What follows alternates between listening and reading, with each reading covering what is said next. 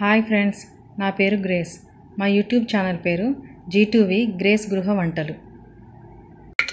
ఈరోజు కుక్కర్లో పామ్ కోడి వండుకున్నాము. దానికోసం ముందుగా స్టవ్ మీద చిన్న కుక్కర్ పెట్టుకొని 5 స్పూన్ల ఆయిల్ వేసుకొని అందులో ఒక యాలకులు వేసాను, 2 బిర్యానీ ఆకులు వేసాను.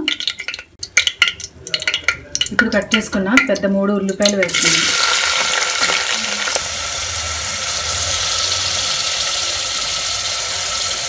పచ్చిమిర్చి కూడా వేసాను. ఇప్పుడు బాగా తిప్పేసుకోవాలి. కూరకు సరిపడినంత పసుపు వేసుకోవాలి. కూరకు సరిపడినంత ఉప్పు కూడా వేసుకోవాలి. బాగా తిప్పేసుకోవాలి.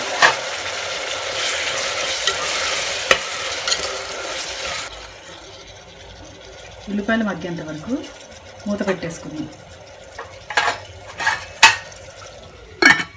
ఉల్లిపాయలు సాఫ్ట్గా అయితే చూసారా. ఇప్పుడు ఇందులోకి కట్ చేసుకున్న 2 టమాటాలు వేసుకుందాం. టమాటాలు కూడా మగ్గేంత వరకు 2 నిమిషాలు ఉడకనిద్దాం. టమాటాలు కూడా మగ్గిపోయాయి. ఇప్పుడు అందులోకి మసాలాలు దంచుకునే దాంట్లో అల్లం వెల్లుల్లి ముద్ద దంచాను. ఇప్పుడు అది వేసేసుకుందాం. నేను చాలాసార్లు చెప్పాను కదా మీకు, మిక్సీలో పట్టుకునే దానికన్నా ఇలా దంచుకున్న అల్లం వెల్లుల్లి వేస్తే కూరకు చాలా రుచినిస్తుంది. పచ్చివాసన పోయేంత వరకు 2 నిమిషాలు ఉడకనిద్దాం. అల్లం వెల్లుల్లి బాగా వేగిపోయింది. ఇప్పుడు అందులోకి శుభ్రంగా కడిగిన 1/2 కేజీ పామ్ కోడి వేద్దాం. నేనే వీడియో తీస్తుండడం వల్ల చికెన్ వేసేటప్పుడు వీడియో తీయలేకపోతున్నాను.